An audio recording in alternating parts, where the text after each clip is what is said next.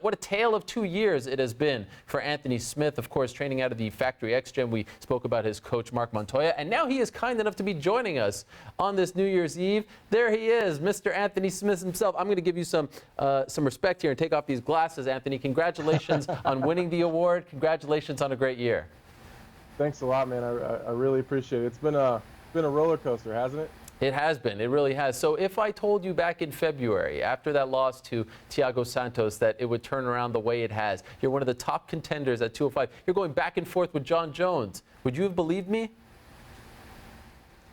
No, probably not. You know, I just, that Thiago Santos loss was a rough one, man. The weight cut was terrible, and I was just in a really dark spot. And credit to Mark Montoya and Jim Walter, they just kind of, you know, grabbed me by my arms, picked me up, and we just made a plan, and we stuck to it, and we moved up, and I feel great, and I really feel like things are clicking, and I'm coming into my own now. And I feel like a lot of fans would consider you like a breakout fighter, but you've been in this game a long time. To experience this kind of success now is nothing short of amazing. And I want to go back to that loss, because I remember for the longest time you pinned your tweet after that Thiago Santos loss. It was a dark moment for you. You were down, you were depressed, but you left it up there as a reminder. Why did you do that for so long? It's actually still there. Still there. I haven't removed it. It's still there. Wow. I want to remember that feeling, you know.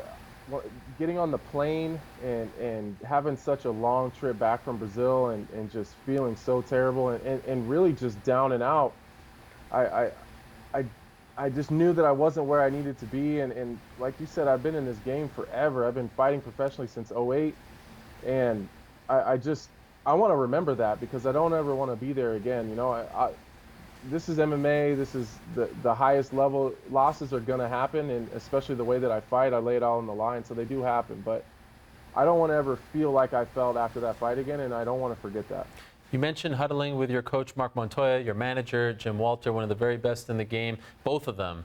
And, of course, moving up has been a theme, right, in this sport. Oh, you know, guys move up, like Daniel Cormier moved up, did well. Sage Northcutt moved up, did well. But it's not just about moving up to improve, right? I mean, obviously, the extra 20 pounds helps. But what were you able to do to put it all together like this, to have performances? You're not just squeaking by. You're finishing Rashad. You're finishing Shogun. You're finishing Volkan. Could you tell us what you did to really improve your game and take it to this level? Well, it definitely started with moving up. And being able to really focus on getting better and bringing the best product to the table. I'm just, other than the Volkan fight, which was a tougher fight for me, I'm able to bring the product to the octagon that I have while I'm in the gym, and that's the biggest difference.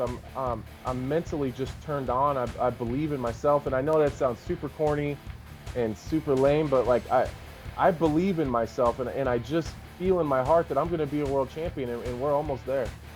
Okay, so speaking of believing, let's spin this forward. I saw you going back and forth with Jon Jones on TV. I see him responding to you on Twitter, so clearly you're on his mind. Do you believe you will fight Jon Jones next for the light heavyweight title? I do. I don't think that Daniel's going to come back down to 205, and it doesn't sound like Jon is going to go up.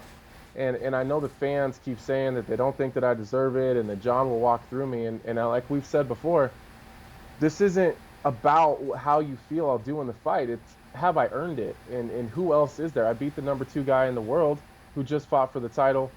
Gustafsson is now, you know, coming off a loss. He just got beat by Jon.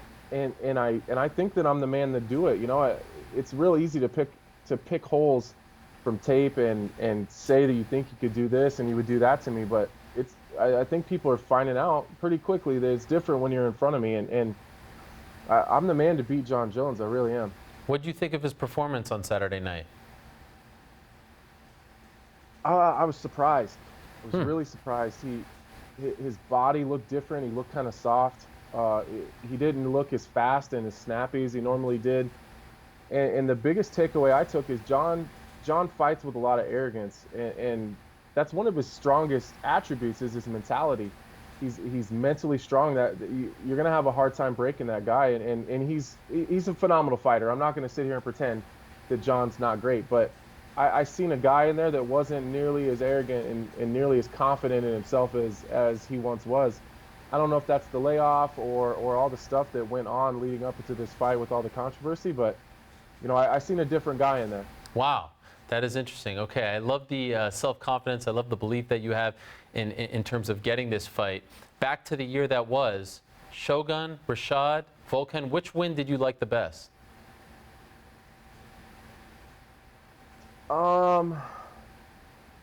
Probably Shogun. Probably Shogun. I think that Shogun was it was a bittersweet moment. I think getting a win over someone like Shogun that I admired for so long, and it was just such a scary dude, and that was the best one, but it was also probably the worst one.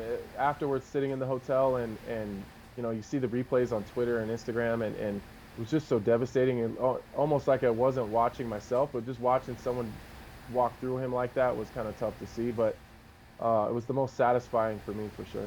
So a byproduct of being a highly improved fighter and for being on the role that you are on now is you all of a sudden become a marked man. And this is somewhat of a new phenomenon in your career, because I feel like for the longest time you were doing the hunting and now people are hunting you. On Saturday we saw Corey Anderson call you out. He now wants a piece of you as well. What did you make of that call out? And if you can't get Jon, are you interested in fighting Beaston 25-8? Yeah. I think that it's funny that Corey Anderson had an opportunity to fight me in the Lincoln card, and he turned it down because apparently I wasn't good enough.